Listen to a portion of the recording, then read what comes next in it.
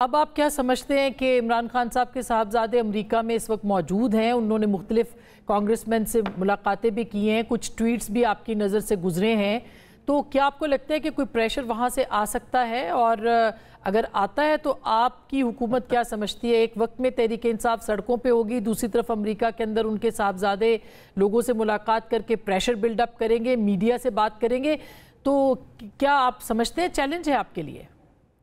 دیکھیے، اللہ تعالیٰ ہر کسی کے اصلیت کو کھول کے دنیا میں بیان کر دیتے ہیں۔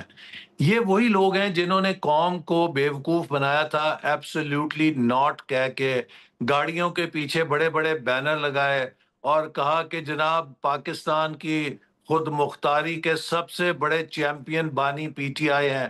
آج امریکہ کے ہر کانگریس مین اور سینیٹر کے دروازے پہ جا کے بھیک مانگ رہے ہیں۔ آج امریکہ سے جا کر، برطانیہ سے جا کر، یورپین یونین سے جا کے بھیکیں مانگ رہے ہیں۔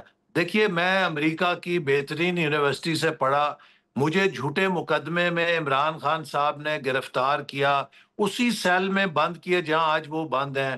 میں نے تو کبھی امریکہ کے کسی کانگریس مین سینیٹر کو نہ خط لکھا، نہ اس کا دروازہ کھٹکھٹایا۔ مجھے تمام ایڈریس مجھے بھی معلوم تھے، میں وہاں پڑھا لکھا ہوں۔ مگر اسی احسن طرح صاحب، آپ کی ہماری کتابیں پارٹی کے نہیں کسی رکی لیڈر نے تھیں سر، آپ کی کتابیں ہمارے کی تھیں، آپ کا ٹی وی بند نہیں ہوا تھا، آپ کے سیل کی بجلی بند نہیں ہوتی تھی، آپ سے ملاقاتوں کی اجازت تھی، یہ تو آپ تسلیم کریں نا۔ دیکھیے، اگر آپ نہیں، ملنے ہی نہیں دیں گے پارٹی کے یہ لوگوں تو ان کو۔ کا بیانیہ ہے نا، یہ جی تو ان کا بیانیہ ہے۔ آپ جیل حکام سے پوچھیں، بانی پی ٹی آئی ہم سے بہتر حالات کے اندر وہاں رہتے ہیں، گھر کا کھانا کھاتے ہیں، وہ انہیں جو ہے جوس بھی ملتا ہے، انہیں دیسی مرغ بھی ملتا ہے، ان کو من پسند غذائیں ملتی ہیں۔ یہ تو باہر آ کے اپنا ایک بیانیہ مظلومیت کا دیتے ہیں۔ اصل بات تو یہ ہے کہ جو حالات ان کو دستیاب ہیں، کاش ہمیں بھی، جب انہوں نے ہمیں اس سیل میں بند رکھا ہوا تھا، اس قسم کی سہولیات ہمارے پاس بھی ہوتی۔ تو میں یہ نہیں کہتا کہ two wrongs make one right, لیکن میں تو جب اس سیل کے اندر تھا، میں تو صرف الزام یافتہ تھا، لیکن بانی پی ٹی آئی تو مجرم سزا یافتہ ہیں۔ تو اگر وہ سیل ایک ایسے شخص کے لیے ٹھیک تھا کہ جس کو صرف جھوٹے الزام پہ وہاں بند کیا گیا تھا، تو وہ سیل ایک ایسے شخص کے لیے جو سزا یافتہ ہے، کیا اس کے لیے اب بہت برا ہو گیا ہے؟ پہلے تو وہ مجھ سے معافی مانگے کہ انہوں نے مجھے اس سیل میں کیوں بند کیا تھا، اگر وہ سیل واقعی اتنا برا ہے۔ لیکن اگر میرے لیے ٹھیک تھا تو ان کے لیے بھی ٹھیک ہونا چاہیے۔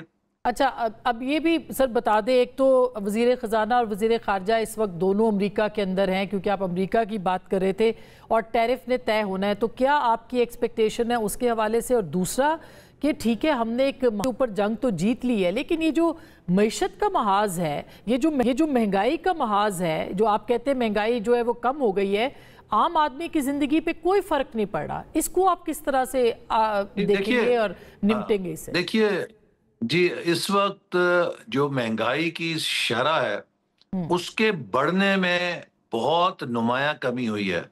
اس سے پہلے، آج سے 2-3 سال پہلے، مہنگائی میں اضافے کی شرح 38% تھی۔ سر اب پیٹرول کی مہنگائی میں قیمت اضافے میں کی ہر شرح ہفتے ساڑھے اضافہ چار ہو، ہر فیصد آ مہینے، گئی۔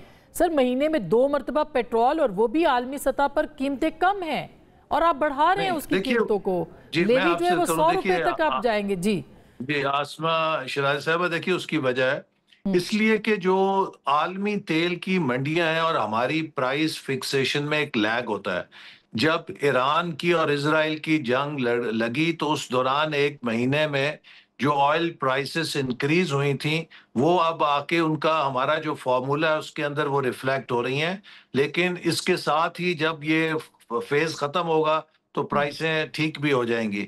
تو یہ ہم مجبور ہیں کہ جو اپنی پرائس فکسیشن ہے تیل کی، اس کو بین الاقوامی پرائسز کے ساتھ رکھیں، لیکن اس میں ایک لیگ ہوتا ہے، تھوڑا وقت لگتا ہے کہ جب پرائسز اوپر جاتی ہیں تو اس کا جو پرائس فارمولا ہے اس کا ہم پہ اثر تھوڑی دیر بعد آ کے ایڈجسٹمنٹ ہوتی ہے، لیکن انشاءاللہ یہ نارملائز ہو جائیں گی۔ لیکن آل ان آل اگر آپ دیکھیے تو پاکستان کی اکانومی کو اب دنیا ایک ٹرن اراؤنڈ کہہ رہی ہے۔ ہم ابھی نکلے نہیں ہیں بحرانوں سے، ہم ایک ٹرن اراؤنڈ کے اندر ہیں اور ہم نے ٹائٹ ٹرن کی ہے۔ There is still a long way to go, لیکن یہ سال پچھلے سال سے بہتر ہے۔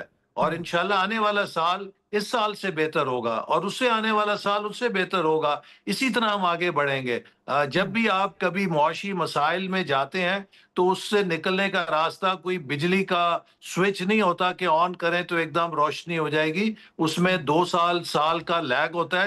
ہمارے تمام اشاریے پازیٹیو ہیں، ہمارے تمام انڈیکیٹرز پازیٹیو ہیں. یہ ہم نہیں کہہ رہے، یہ دنیا کے ادارے کہہ رہے ہیں. اور پاکستان کی ریٹنگ تمام بین الاقوامی ادارے اس کو اوپر ریوائز کر رہی ہیں، امپروو کر رہی ہیں. تو اس احسن لیے صاحب ہمیں چلتے چلتے سر اب مجھے یہ بتا استحکام دیں، کی ویسے ضرورت تو ہے. سر آپ کے